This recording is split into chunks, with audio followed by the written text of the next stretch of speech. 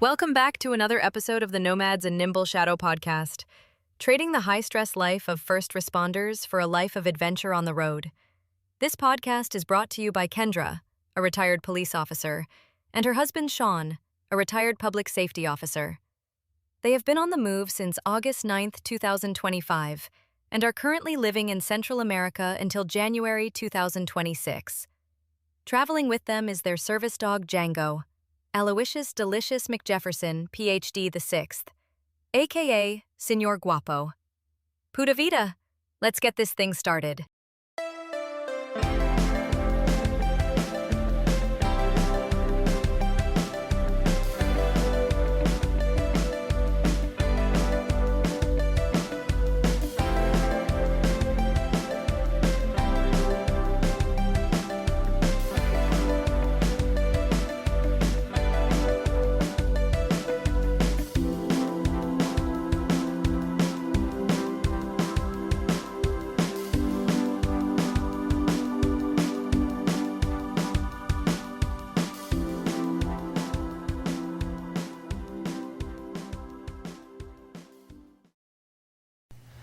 So we're here with you. Yes, you're here with us in our Costa Rica home. Welcome. Bienvenidos. We're so bienvenidos. Bien. We're so happy to be sitting at the dining room table with you. Kendra and I are sitting on one side. Matt and Sarah Di Lorenzo, welcome, which is Matt's Better half. the best half. I would argue. Best half. Best half. Best half. There's and no hopefully argument. we'll hear some sounds from her at some point tonight when she's not Maybe. quiet. Maybe. And don't forget Django. And Django's here. Jefferson. Django's Dr. here. McJefferson is here as well. Yeah. He's becoming a Tico dog. So we're Roaming here, the streets. and we're grateful to be here. I'm grateful to be here. What do you think? So we'll get back to Costa Rica in a Yeah. little while, but we'll talk about what? Talk about that one. Talk about that one. We talk about being in public safety and being the spouse of public safety because we're both, but I want to hear from your point of view. How long have you been married? How long has he been a cop during that marriage? And how's your life been married to a cop? Can I ask? Do you want us to do? I asked the questions here. Yep. Do you want? You had said earlier you wanted Sarah to do a little bio too, to Yeah. start into. Absolutely. So. Absolutely. Let's start out with the fact that Sarah is an introvert. Putting her on the spot. Yeah. So let's just get that out there. The podcast with three introverts just Right. Are just you- staring are at the you- mic. Breathing heavy. Do your best. Where would you like me to start? Well, tell us a little bit about yourself. Blah, blah, blah. About Tell us a myself. little bit about yourself. Like, I was born in Nebraska. okay. I didn't know that. Nebraska. Born in Nebraska. My dad was in the Air Force. I don't know anybody born in Mhm. Nebraska. He was in, what is the headquarters that was in Nebraska? There was Um, a strategic bomber command headquarters. My Yeah, father-in-law I can't remember was the name of it. doing a lot of. All of a sudden, this is what Strategic happens at 8 o'clock at night. Yeah, Strategic Air Command. Yeah, But yeah, there's yeah. another acronym for it, but I can't remember what it is. I bet it's bitchin'. The acronym's awesome. Probably. there's so many good acronyms. Yeah. Moved to California when I was 2. And oh man. Well, I'll help out a Yeah, little you bit. can help. So Yeah. we met in high school. Oh, and- we're skipping to you. Were skipping to you. No, no, I'm just, no. Oh, that sounds terrible. No, I was trying to help because you grew up in Sunnyvale I did. and 12 years of Catholic school, 12 years of Catholic school.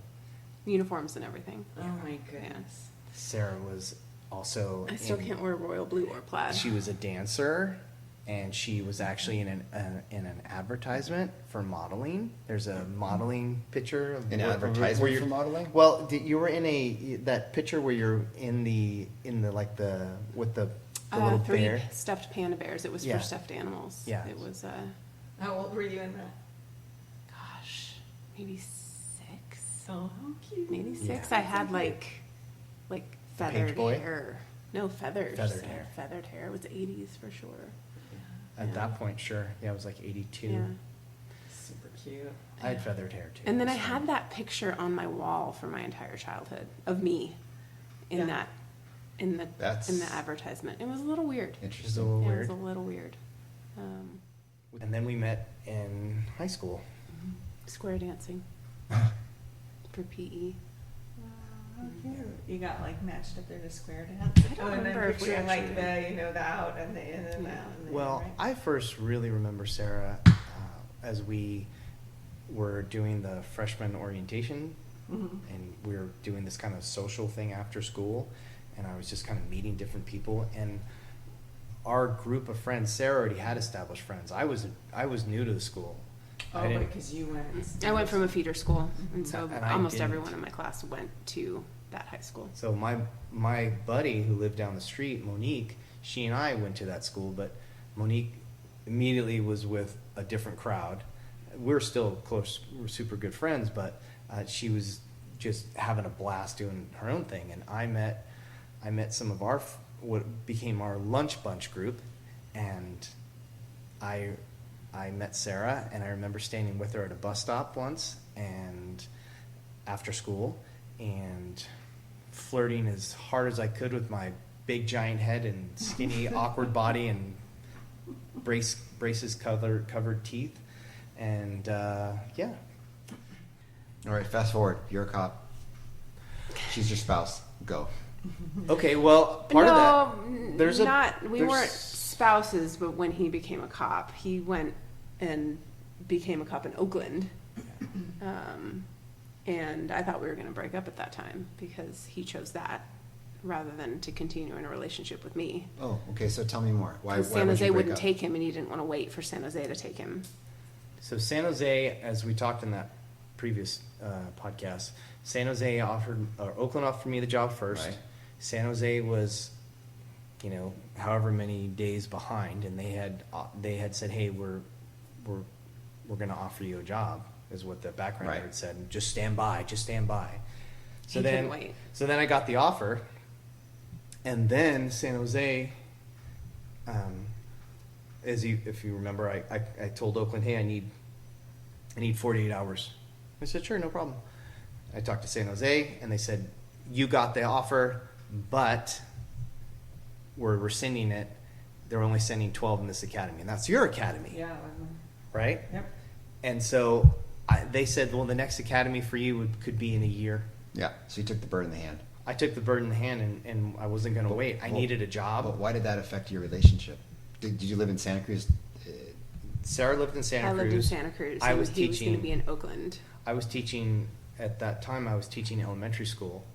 Took that class to the end of the year, which worked because I got hired by Oakland for that next academy, which started in June. Okay. So that was a problem for us. So San Jose would have been okay. Yeah, because But San Jose, Oakland was because I too worked far. in San Jose at Okay. the time, but Oakland was far, Yeah. and I didn't want to move to Oakland. No. No desire to move to Oakland. And I lived in Santa Cruz Alameda. especially, right? I lived in Alameda in a really neat place. And Yeah. Alameda's great, except the very first time Sarah came to see me, she calls on our old cell phone, and we're on the cell phone, and she's like, I'm lost. He gives horrible Your directions. directions suck. At that time, he gave horrible directions, and this was before, like, even MapQuest, I think. This is Thomas Guide. Thomas Guide. Thomas Guide, Oh my paper gosh, I maps. got lost in the East Bay. Yeah, I got lost in the East Bay. That wasn't fun. But you were lost in the East Bay in Alameda, Yeah. at least. She But got he to my was place. singularly focused on becoming a police officer. He doesn't usually seem singularly focused on one thing. Usually he's sort of like sporadic. Yeah. He just, So he you're one worked. to talk, for Pete's sake. So he worked for. So he went to work for Oakland for a little bit. We talked about that. Yeah. And then And we did kind of break up. for You a did little kind of while. break up? We did. During the academy. Yeah.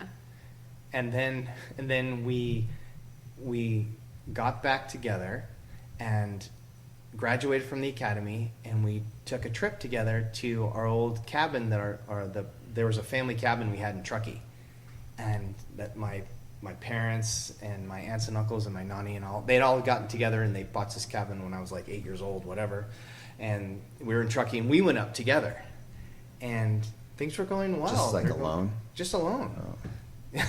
Yes, you don't have to. You're just alone. Because you drop the octave of your voice. So we go up there, and was there a bearskin rug? no, but There there was was a roaring fire, Oh. And it was up there that I'd asked Sarah to marry me. Oh. Unplanned. Unplanned. And just before she could have responded, my parents opened the door. And they come into, because they were coming up to visit as well. Oh, so not so alone. So not so alone. Oh. We were alone for a couple days, and then they came up. And how old were you at that time? I was 26. And then what happened? I said I needed to think about it, and I thought about it most of the night. My poor dog, we had gone on a hike, Yes. and my black lab was trembling the entire night because she was so sore from hiking through the snow. And so I was awake with her and thinking about, you know, what I was going to say. And I think I answered in the middle of the night. She woke me up like this. It was like 3 a.m, and she says, "Shit, yes." And I said, "What are you talking about?" I was just kidding. No, I didn't say that. I didn't say that. And this is before you start kicking her at night. Yeah. No, at that time I used to jump out He of used the to bed. jump entirely out of bed and land on his feet. I used to jump out of bed, I hear a noise, and I would launch myself out of the bed and stand there like in a kung fu stance. You know, this is... Why are you looking at me? I'm sorry, I'm not that guy. I would do that. It's okay. I had It's many shocking years of to the sleep body. deprivation. It's shocking to the body. Maybe to you're like, supposed to be a firefighter because that's what you're supposed to do. Yeah. like I thought I even had the full turnout or the SCBA and the helmet, Yeah. and it had a little. I had the full And kit. now he begrudges me my Australian firefighter's calendar. Why? Why? Why That don't is you- an amazing calendar. It I goes to a can't. good cause. I've had kittens. I've had puppies. Yeah, all kinds This of year it's koala horses. bears, horses. Okay. I buy them for all my friends at Christmas. Okay. Right? You Not know all my what? friends, like four of my friends. Yeah. Are you aware? Are you familiar with this? What we're talking about? The firefighter calendar and the Loves turnouts. It. He loves it. At least this is the first year Right? that the women got a chance to do it. These very fit women. No way. Yeah, there's a My calendar calendar with the doesn't have women. but there is a Australian firefighter calendar that is women. Oh, it's and all they're, women? It's women, and they're in their turnouts, but they're in like sports bras. What Sure. do you mean? I have to see it. I don't know about. There's so much cancer on those things. Like I would be like, oh, your bare skin's on your turnouts. Like don't do that with your sports bra. I'm sure they give them. I'm sure they give them The way clean your mind turnouts. works. No, that's true though. There's. I mean, I would think of that. Like, well, there's a really pretty lady. I wonder what's under there. I hope Just she's thinking wearing about- thicker underwear than I can see with her little. The thong. It's like- carcinogens. carcinogens. That'll go right in your crotch. So Okay. That's where the number one testicular stress cancer. for Crotch cancer? is your Crotch crotch. cancer? Because you get hot and that's swampy and hot down there, and it just absorbs all the It's interesting to do cancer. I didn't know that either. So we were in. I was living in Alameda. I was working for Oakland PD, and you know we were engaged to get married. Okay. And it was a decision that we didn't need. You and I were both talking about like, hey, you driving the commute, you'd have to do the commute both ways. Mm-hmm. Going south would be in commuter, and then coming back it would be the commute. Like she would be stuck in both. We wouldn't get any reverse commute. So it was thought, well, let's move. We moved to San Jose, and I worked in Oakland for another year, and then anyway, we found a little house in San Jose, and we moved there, and then we got married, and we moved to our other house that we were in San Jose before moving to Santa Cruz. And the house that I know that you live in Santa Cruz has been the house you've lived in Santa Cruz the whole time. Yes. Yes. That's cool. Since 2009. So you must have bought it for like $15. No, No. no. No, but No. it was a decent price. It's a decent price, you Yeah. know, but we moved to San Jose because we figured I was going to have off hours. I would have weird commute times, and And I work in didn't the want to move evening. to Oakland. And Sarah didn't want to live in the East Bay, Yeah. and of course our families were closer at that time. They were in Sunnyvale, in Gilroy, Hollister, and then Santa Cruz. Mm-hmm. So that's my long preamble, or long way around the barn. Yeah. I would like to hear more from you. I'm sorry, I'm talking too much. Please tell us about you being a spouse to police I was officer. never interested in being a cop's wife. Like that was not something I wanted to be. Not looking forward to that. No, I never like was one of like his other wives that I have been exposed to, you know, They're seem to in really it. enjoy that. I would call them groupies almost. And that was not me. Yeah. I didn't like any of it, really. Never did. It's almost like some of those other spouses that's where they drew an identification from. Yeah, I They're didn't have the- that. Or maybe a sense of importance. Yeah, they're the first responder's spouse, Right. And they have a more traditional. They have this more traditional. They're doing the stuff at the home. They've got the kids going because they're going to send their firefighter More or like their a police military officer, wife. military wife, Which my They mother go- was. Yeah. A military wife, so maybe that's why. Why Maybe you that's weren't why interested. I didn't want that. I don't know. She had it was a rough life, I think, for a mother of 3 kids. Yeah. Was what she had. moving a lot and having to put Moving her a career lot. on hold. You know, There was a time where she was told that my dad had died, but it was a mistake. It was someone else that had died. Gosh, And so for a short period of time, she thought she was a widow. Oh my gosh. that was rough. So terrible. We just saw that in Batman. yeah, we did saw that. We just watched that on that movie, that Batman movie. I've never seen that. It's terrible what they do to her. Yeah. So yeah, not something I ever wanted to be. It was just it was how he wanted to earn his living. So yeah, I just kind of survived it for 20 years, 25 years. 25 years. 25 years. Did it go by fast or slow? It feels like it was slow, I guess. Yeah, it depends. Depends on the day. What was the hardest part? Like what the hardest assignment or hardest? Yeah, hardest part was when he worked with a certain officer who was very unregulated. Skinny Mike. Oh, are we allowed to name names? Just maybe not last names. Yeah, he's not going to listen to this. Okay. It's all right. Yeah. One of his, somebody might, and tell him that. Yeah. Lovely man. I do like him. I can beep out the name. You can talk all this stuff. Yeah. I'll beep out the Skinny Mike part. Yeah. Skinny Mike and I were partners for a lot of years. Yeah. And And- he almost never came home during that time. And we had an infant and a toddler. And that was really tough. That was the closest we've come to divorce. Was during that was a period really of time. tough time. It really made me have to recognize that, and it was tough to recognize because we were doing so well at work and that getting feels so good. many kudos, special assignment now, extra training, extra resource, extra everything, and on top of that, oh, here's a major award. You're going to the big dinner, right? Right. And Yeah, you're rewarded and it feels good, and you want to keep chasing that high. yeah, and you know She'll be around. She'll stay around. Yeah. Well, we should talk about the ADHD piece, which is There's where this- when we yeah. first moved in together, I think I said to you, "There's something wrong with you. I don't know what it is, but it probably has a name." right. And a therapist that I knew who did the flowers for our wedding gave me a book called Driven to Distraction. And it was about ADHD. And so that was when I diagnosed my husband with ADHD.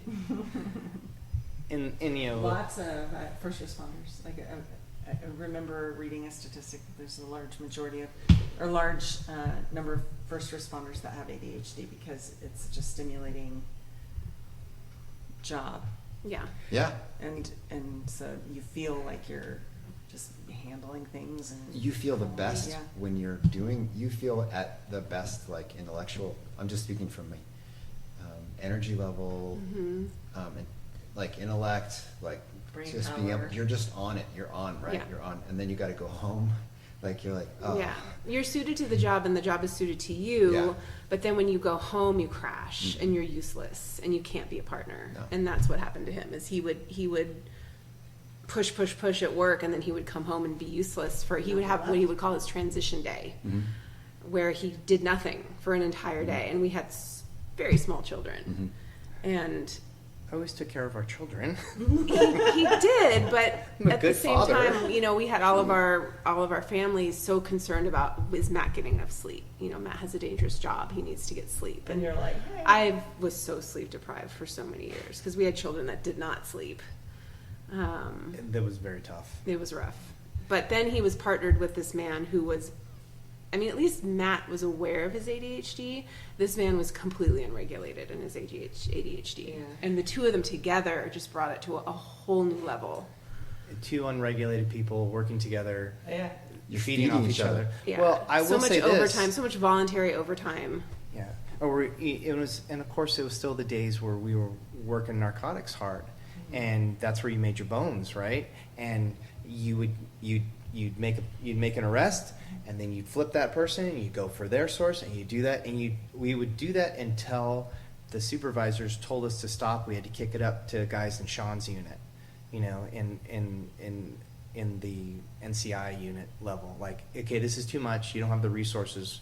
We have to give it off to NCI, and that's how we would work. And it just turned into It's an addiction. It turned into an addiction. But like you said, for me as a ADHD person, or when you're in those moments of extreme moments, whether it's something in the military or law enforcement or firefighting, there's no future and there's no past. Mhm. There's really You're the in the only now. time I felt I was in total presence. You could have moments where you would feel like untouchable, like nothing could hurt you. You could walk into a bar filled with shitbag bikers, and you had a glow going, and people were like moving away from you because they saw that the only way they were gonna stop you from being, because they could see in your eyes that like, this person's got a glow going. And I've seen that with other officers where you're like, this is like magic. I remember being a brand new officer in Oakland and seeing how this officer could walk into a place and with total presence and chill, like stop a chaotic scene from happening. And I went, what does she know? What does he know? And that level of presence and energy was something that was just really addictive. It was tough to say no to anything, work-wise. And then you want to socialize with those people.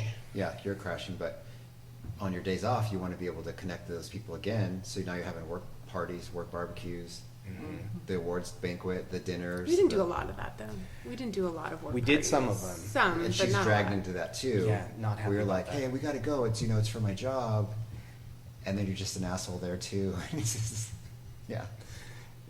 We tried to do that in a way that was a little more balanced. Like, hey, we're gonna have like Skinny Mike and his wife at the time and this other couple that was together, and like work couples come over, and it was, I saw it and I didn't have a way to stop it from happening, because all it would be was work talk and case talk and this stuff, and it was so isolating. And I looked over and I saw it, and I just was like, I can't, how do I there's no way to stop. It felt like there was no way to stop it. There's no way to separate that. And it made me feel like I was isolating Sarah from There were something people that she that I could didn't talk even to, really though. want to be a part of too. Yeah, Like, but there were people. If Kim was there, I could talk to Kim. yeah, of course. It's not like the movies where all of the cops' wives are like super close. No, And, everybody's on the same I page. did feel like that was true with the other wives. Like they all knew each other. They all lived in San Jose. Like, Yeah.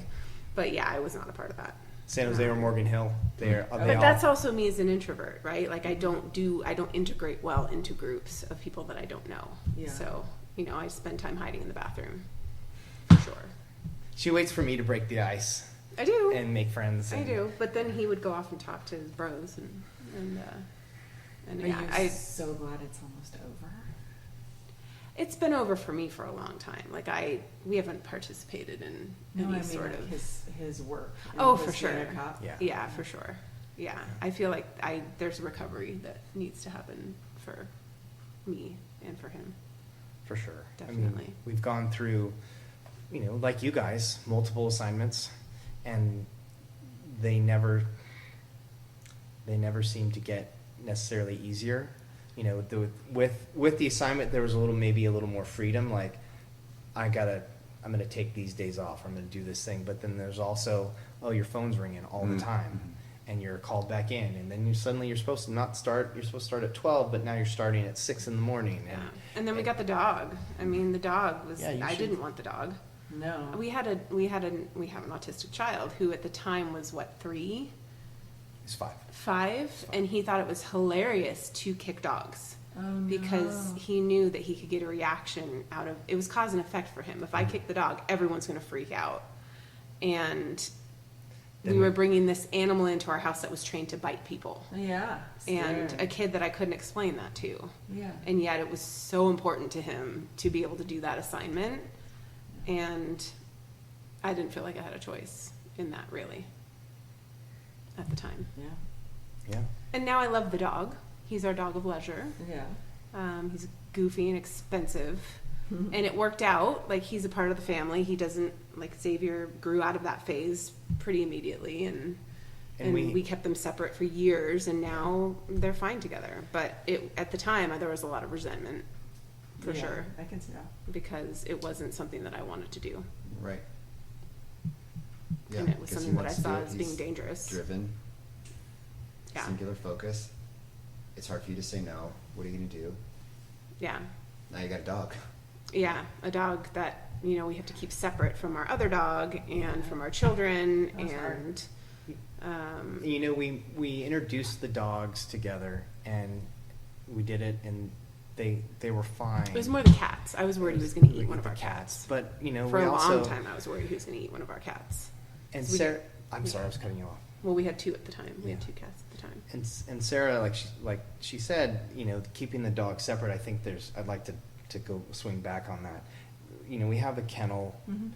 Kennel's outside, the dog's separate, and the way we're trained, the training is, dog goes in the kennel, dog goes in the car, dog goes out for a training run, dog goes out for deployment, dog goes back in the car, back to the kennel. Like, It's not a backyard dog. Right, it's not a and backyard dog. I wasn't okay with that. I didn't want to have a dog in a box. Yeah. I Right. thought that was cruel. Yeah. And so he wasn't a dog in a box. He was in our house. But I remember, when you go to the bathroom, you have to put the dog away. Yeah. You can't leave the dog in the same room as the 5-year-old. right, Yeah. and you put him in And a crate. I didn't have 100% trust that he was going to do that every single time. So I had a lot of anxiety for years that For sure. someone was going to get bit, or if one of the cats had gotten eaten, like that would have been unforgivable from our other children. Yeah. They would have not been okay with No, that. no, I didn't. At all.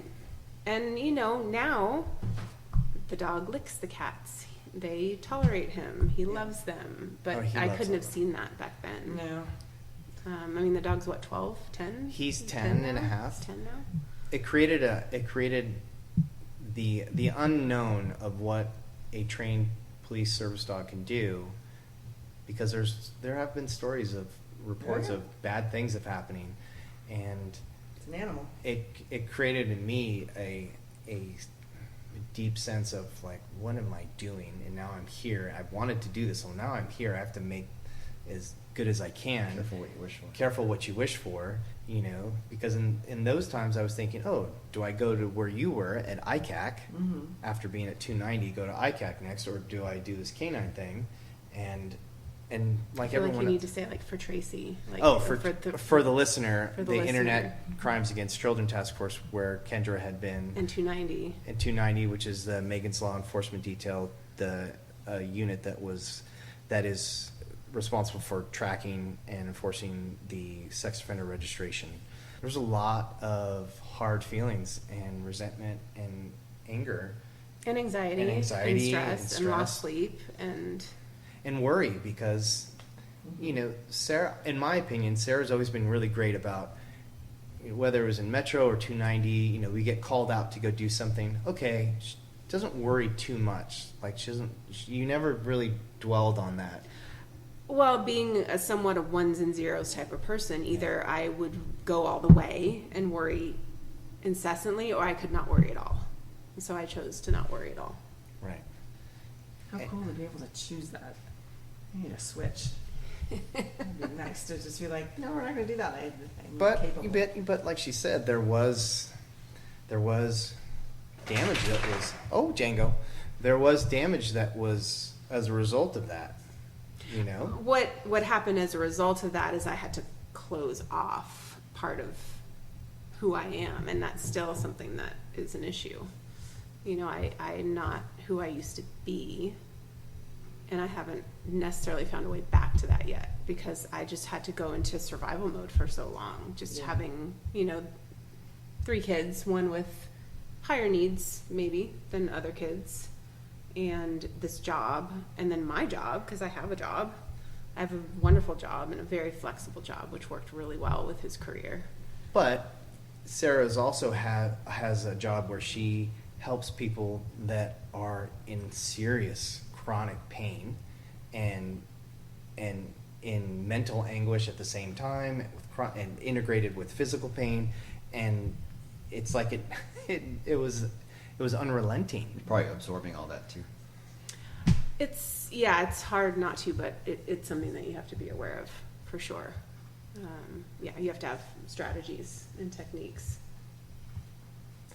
I think I've hit the lottery when it comes to a partner in this life, and the hard times that we've gone through together have been such a catalyst to try to be the kind of human I want to be. Sarah said something to me one time where she said, I didn't necessarily marry you for the man you were at that moment. I saw the man you had the potential to become.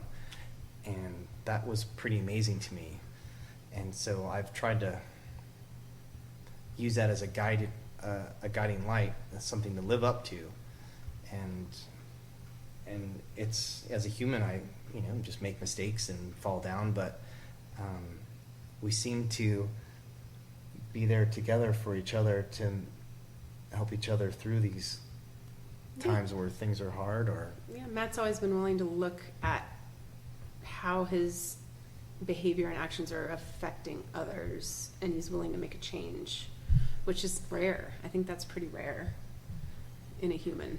Most people are who they are, and they kind of will say that, like, I say it as it is, or I am what I am. But Matt has always been willing to look at, this is me, I've always been this way. right, yeah.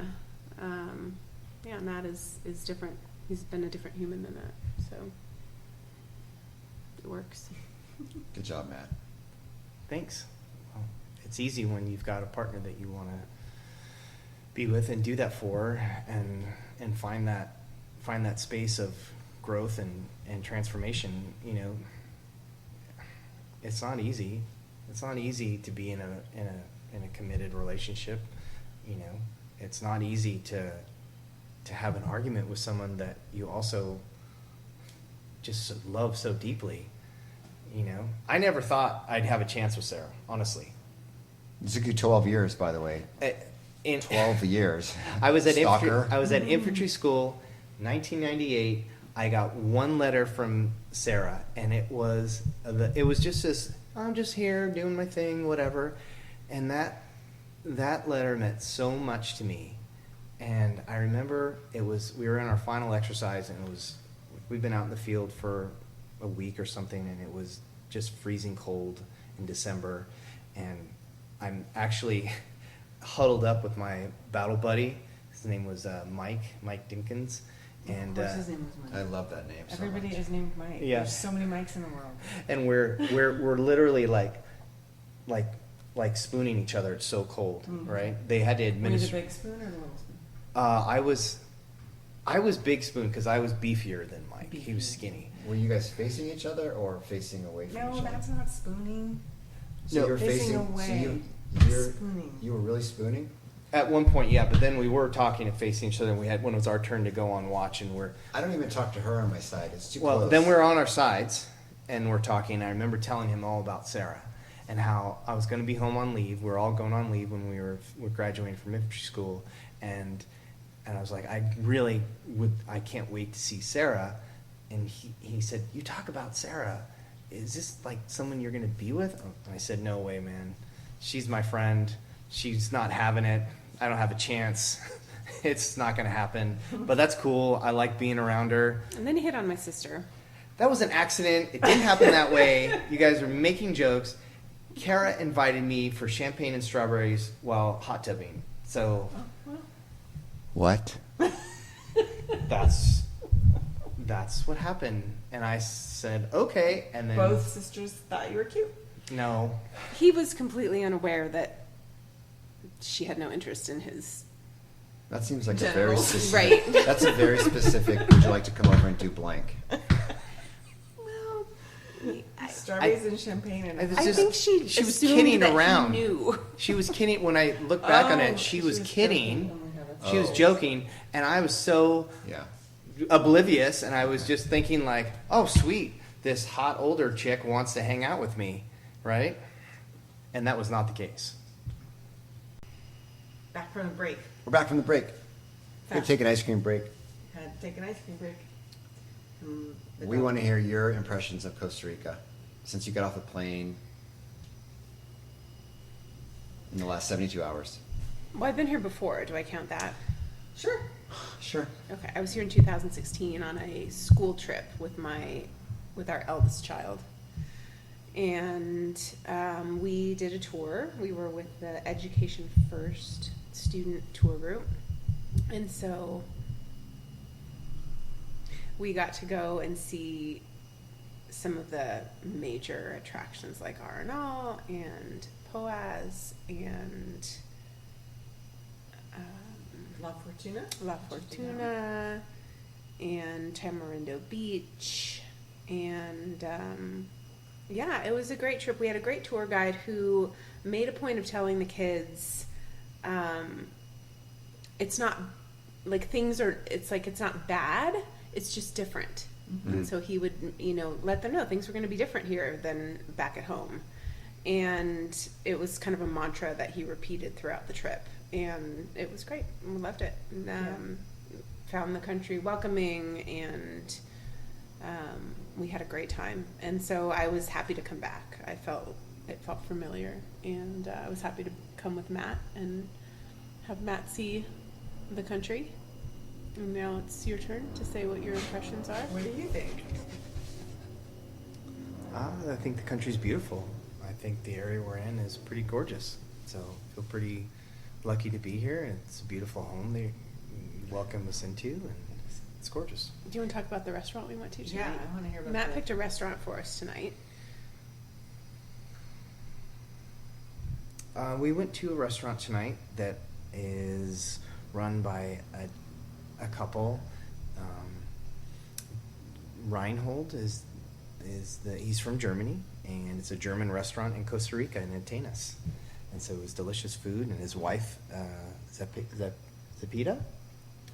I don't know how to pronounce her name, but both of them go by Americanized names, Right. because it's easier for people. She- Ronald and Maria. Right. And I guess I think I made the assumption and threw it out there that she was his wife, but we don't really. She is his We wife. don't. She is? Oh. She is Okay. his wife. How did you know that? I knew that by reading about the restaurant. Okay. Oh, it's like the About Us page They're, or whatever. they're partners. Yeah. And They met here in Costa Rica. I They know met here in she Costa did say Rica. that. And they had a different restaurant in Alajuela, yeah. Alajuela. Correct. Yes. And then they Alajuela? came Yes. to this For restaurant. 3 years? And they came to this restaurant 3 weeks ago. And it's part of their house. Yeah, that was the most interesting thing is that you drove to his house. And he has 5 tables. We were the only ones We there. were the only ones there, and he's Yeah. cooking out of the kitchen that's in the house, and she's serving and taking the order. Yeah. That was really kinda cool. fun. And he And it came out was- and greeted us. It was so good. Speaks German, And Spanish. Spanish. and Yeah, that English. was kind of funny because they both spoke German and Spanish, and you men speak a tiny bit of German. Him, I speak not more even than me. less German. I understand 7th grade Mr. McDonald's class German, but beyond that, and they didn't speak English and we didn't speak Spanish, so it was like really funny to watch like 3 languages try to come together. Mm-hmm. It was great. We were stumbling over our Spanish and German. They were trying to speak English. But it worked. It worked out great. Yeah. It was fun. I felt it was exactly what I kind of experience I would like to find when I'm traveling, where you find a way to connect with another person in the stumbling way you're talking about, where Yeah. people are patient and accommodating of your attempts to communicate and their willingness to attempt to communicate back with you. Yeah. So that was really I special. think people appreciate when you're at least trying.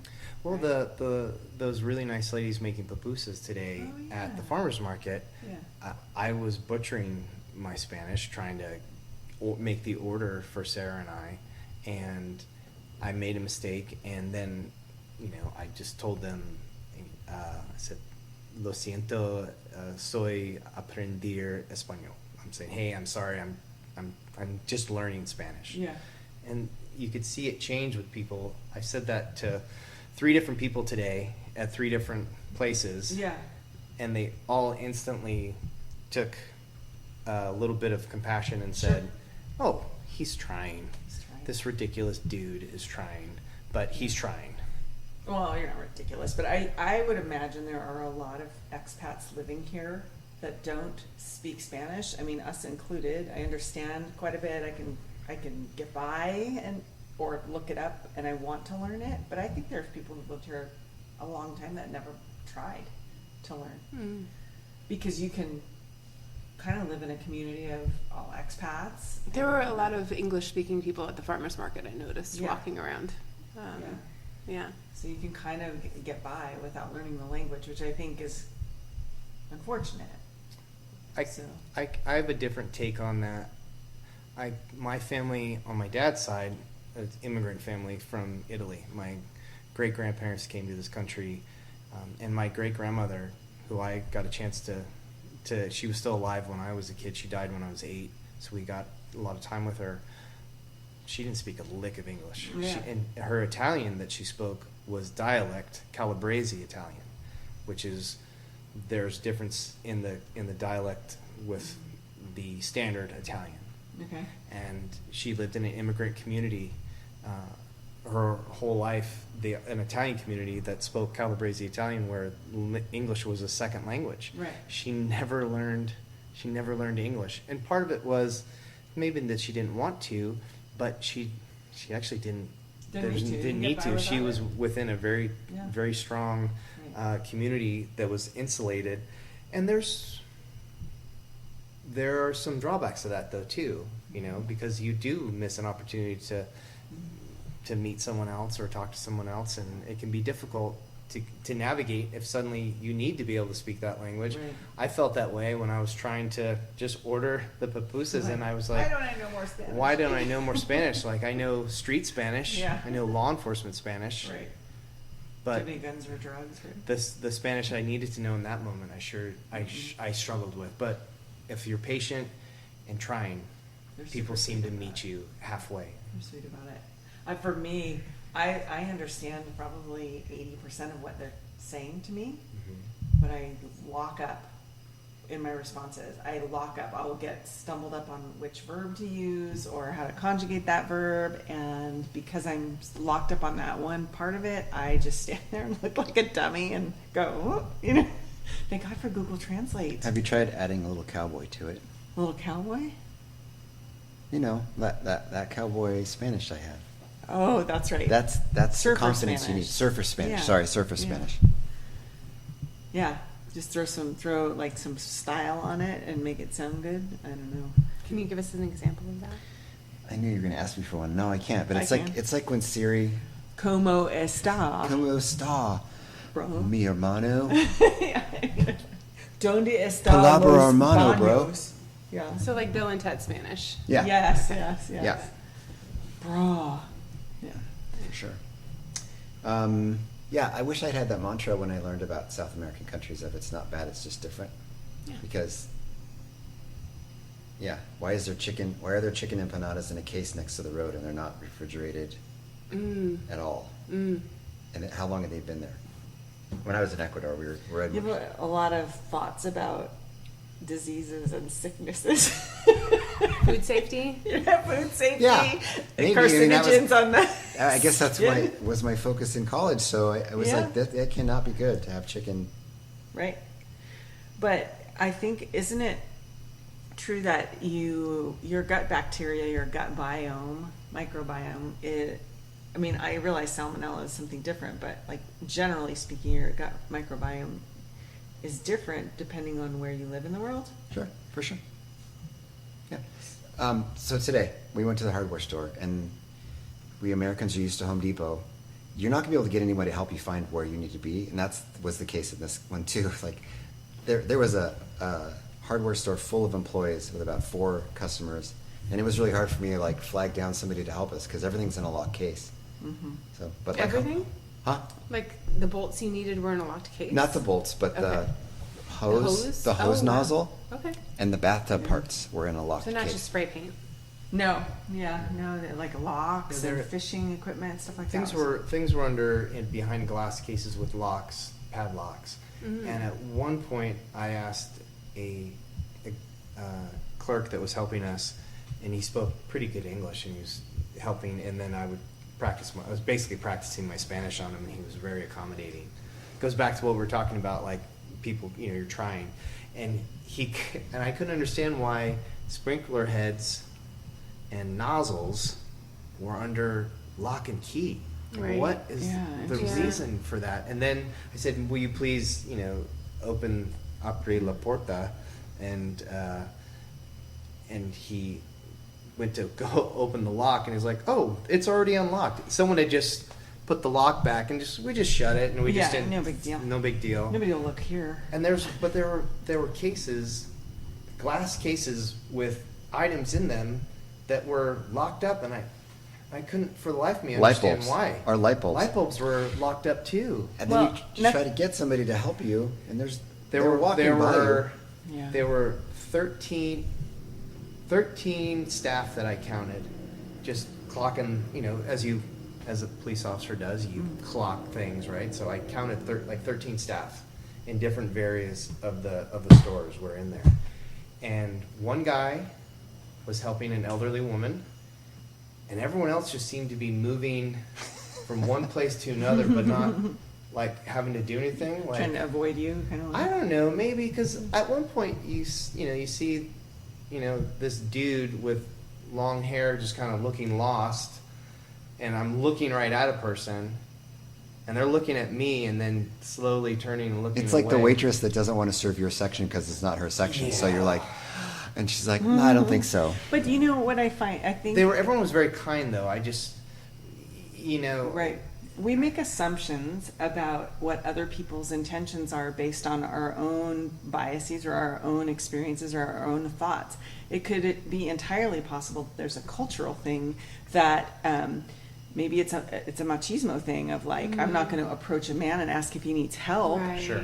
If he needs help, he'll approach me, kind of thing. Maybe it's a respect thing. We don't know. But in our eyes, sometimes we go in and be like, what's wrong with this place? Like, no, they don't want to help me. I didn't. You know? I didn't feel that. I was more curious about.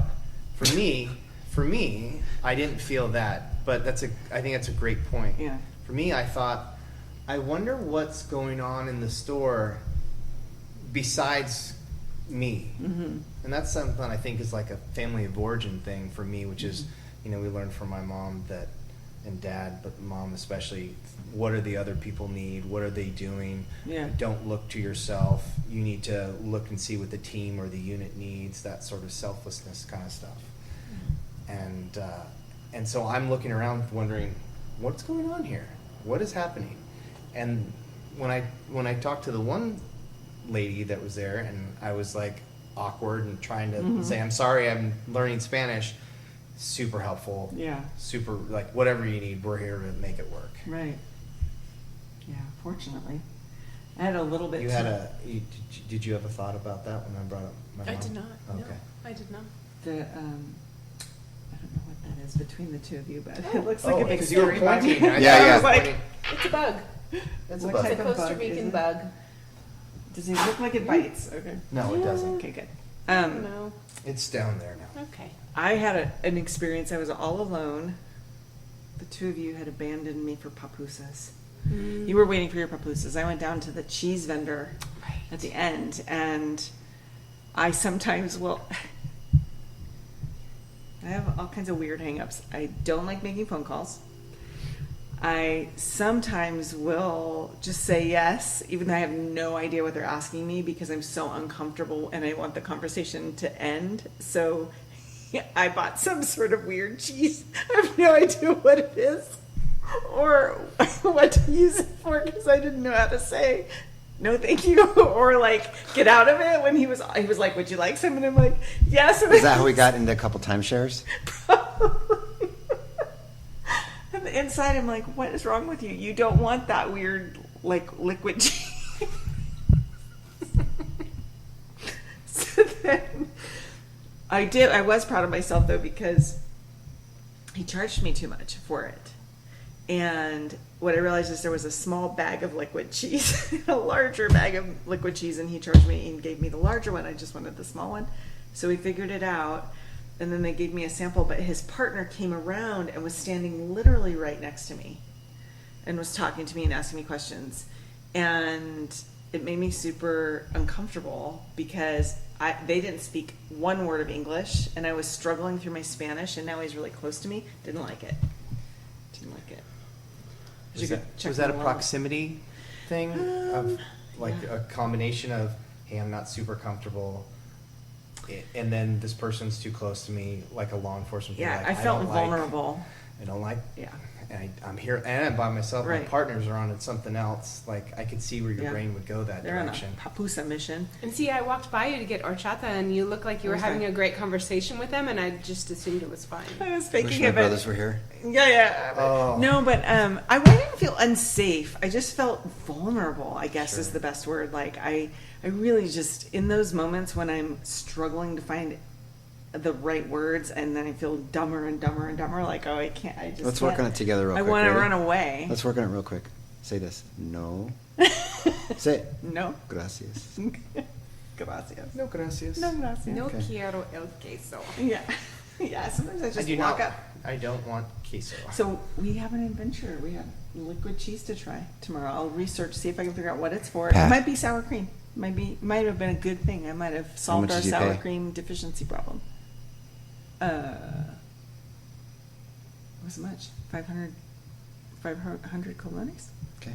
I saw a lot of what looked like expats as well. You know, Yeah. North Americanos, For sure. Norte Americanos, Yeah. and at the store of various ages. Canadians. Mhm. Yeah, Canadians. You know, the North Americans. I saw people with small children. Mhm. Saw families, and of course all the people who are Costa Rican natives were there. That's a heavy local scene, Yeah. and everyone had wonderful wares too. Like I could have spent a lot more time there. Mhm. But I enjoyed those pupusas. They They were were so good. fantastic. So good. Yeah. And I bought a wooden bowl. Mm-hmm. Do you know which wood? I didn't even ask. I pretty- didn't ask because I didn't have enough money. And I told him I was going to go to the car and get more money. He's like, it's okay. Oh, you should have bartered with him. I Maybe did. you weren't. He's like, it's okay. You can just take it for Nice. like what I had, which was 17. Nice. And it was 20. So, yeah, it's beautiful. So I kind of bargained. Yeah. What I have like conflicting thoughts about that. I absolutely cannot, will not, and have not ever bargained, bartered. I don't. I just You don't even like when I do it. no. It makes me very uncomfortable. In some places, it's insulting if you don't bargain. Yeah. I know. I've heard that. Yeah. I've heard that, and I want to know if that's really true. So, trading culture, especially like North Africa, Middle East, there's that part of that culture is the barter, the give and take of that. So you both feel like you're getting Getting something. winning, getting something, appeasing some sort of. I don't know what the right word is, but you're winning. You're both winning. You're both getting a need met. That you're not being disrespected as the seller from selling too low, Yeah. and I'm not getting taken for a scam as a buyer. And so there is a cultural thing, like Sarah's saying, certain cultures that you do want to buy, even if it's just a kind of a preliminary, or not You preliminary, take but 50 just cents less. yeah, I mean something like that, just to show, and they're okay, 50. No, we'll do it. I saw that in China too. When on that trip I was telling you about with Dominic in China, we went to this one shopping mall where they're selling all different types of goods, and they absolutely expect you to barter. Yeah. And they're gonna go real high, you're gonna go real low, and then you find this. But it's if you're not comfortable with that, I could see where you're just like, I Just don't buy anything. I just don't buy anything. No, thank you. So you're not conflict avoidant, but you are. But it's It depends not on a the conflict. I think what it is, I'm so worried about disrespecting them in the sense of like, what if I say a number that's insulting because I don't have a sense of what a reasonable price for this item would be in this place. I know what I pay at home, but here. And because I'm so worried about offending them, I don't want to do it, and so I often just don't buy anything. No, thank you, because it just makes me uncomfortable. Right. I don't know why. She'll walk away if I try to like Oh, start I to barter. can't- She'll I can't just either. walk away. Mm-hmm. Makes me so uncomfortable. Right. Like, I'm not going to tell them you can't do it, but I don't want to be there for it. Mm-hmm. I think Do the dirty work. I'll be over there waiting for the goods. We won't have liquid cheese. That's right. It's not bad. It's just different. It's just Not bad, different. it's It's just- not the bad, other it's just thing, different. the other thing I recall, it depends on where as well. Sure. But I felt a sense of like shame and guilt around it if this is a person who's like a street vendor and they're extremely poor and they have dirt floors and no ceiling. Who the hell am I to not pay them $6 for this thing that I would pay $13 or $14 for in the United States? So I'm like, that's the part of it too, is like I feel very fortunate and privileged, Mhm. and this person is struggling in a very difficult life, and I'm not going to barter. I just can't. I can't do it. There's also a thought of the meaning of work with that. An example would be in India they have these men that pull, like literally as like a draft horse, are pulling water through the slums of India in these big tureens, and it's heavy and difficult Yeah. work bringing water into these communities, and they come through and they refill the reservoirs of homes and hotels and different things, and they bring this water in, and it's hard work. And one of the in the book I was reading, the character's like he's in India and he's taking a shower, and he's like, so hot, I took like 3 showers today and I feel shitty for like using up all this water. And then I see these guys just like slaving away what he thought, and he's talking to a Indian local, and he says, no man, you're missing out. One of the main things is that these guys have a job and they are working hard and they're taking care of their families, and it's hard work, but the meaning of the work Mm-hmm. is more, it's not just what the job title is, but the actual work itself, and to take away from that. And he says, if you don't take the 3 showers and get that water down, they don't have to refill it, and you're not giving them their opportunity to work, is what he was saying. The guy from India was saying to the American.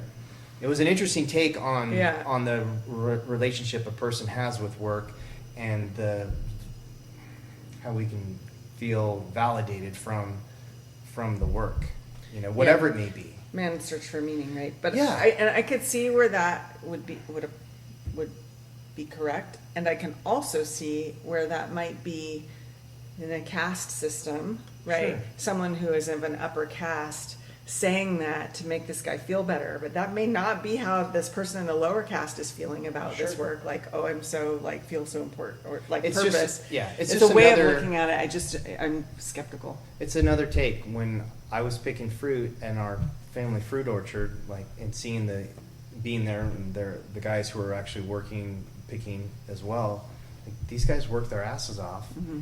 but they were also, the feeling I got was they were working so hard, and they had a reason, they had a why, Mm-hmm. and they felt strong about the work.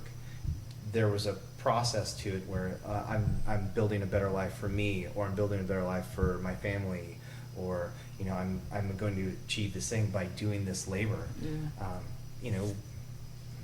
My great grandfather was a farmer. He worked his ass off. He didn't have much, but he found the purpose of it. To me, I think it's not just one or the other. But if you bring up a great point, though. It could just be a guy going, "Oh, they're happy doing it," but this guy was from the slum too, at least in the story I was reading. Oh, yeah. just another take on it. So Sure. I have a weird segue. We could end with a poll that has the same Pull. line of thought. When you go to the grocery store, what do you do with the cart? Do you walk it all the way back and put it in the basket retriever? Yes. 100% of the time. Yeah. yes, 100% that. Absolutely.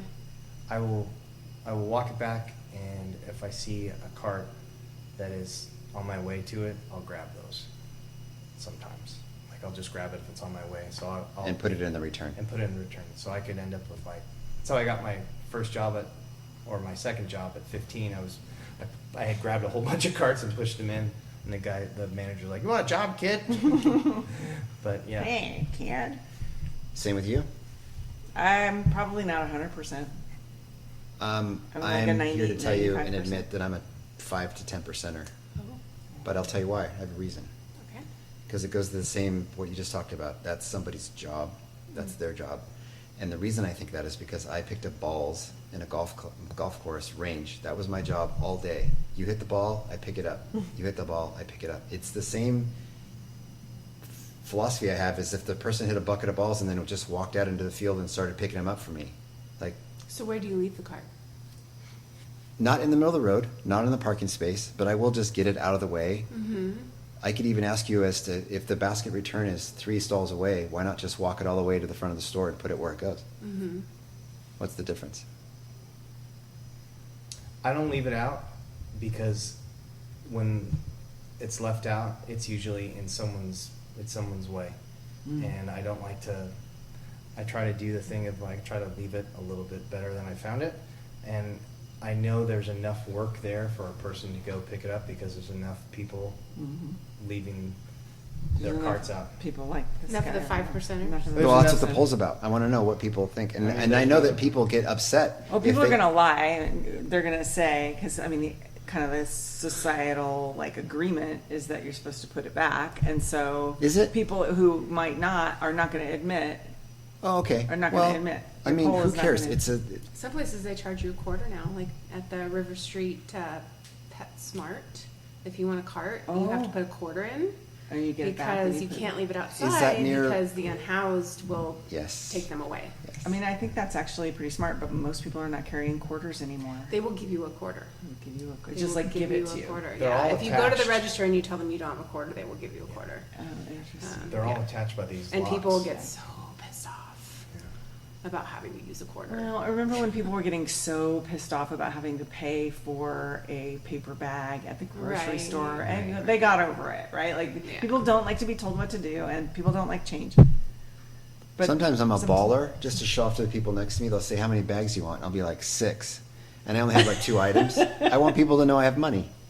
You have, okay, you have paper bag money. Yeah. So the cart thing, I just thought that'd be interesting because I don't. I know you guys do, and I know that people like are on Facebook are like, look at this a-hole who just walked out and just left the cart there. Unbelievable. Well, I remember my mom talking to me about this. My mom worked at a grocery or a store, like a retail store, but she was saying like, you know, if you don't put it back, it could roll into somebody's car and cause some damage. You know, there's all kinds of things that could happen to it. So you got to put it where it goes. It could be chaos. Yeah. Right. Like just shopping carts just out of control in the parking lot. Right? So inconsiderate. I don't know that I knew that. I'm learning about you. Huh.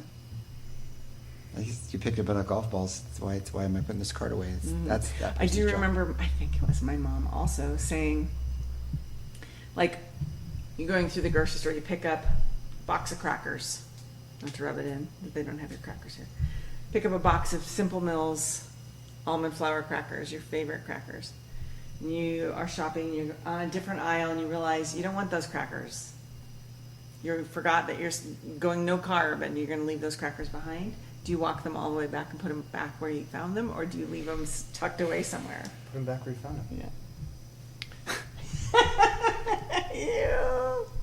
I do, but not because I'm trying to leave the world a better place. I'm doing it because it bothers me that it's not. It doesn't go where it goes. Yeah. The box of crackers goes. Sometimes I'm even fronting stuff while you're shopping. I'm like pulling it forward and Oh my God. centering it. So I wouldn't. So when I send you to get something and you take forever, is that what you're doing? You're like facing the products? No, it's only when I'm waiting for you to do whatever you're doing. I don't know. All right. All done? Okay, yeah. Okay. All right, to be continued. More Costa Rica coming soon.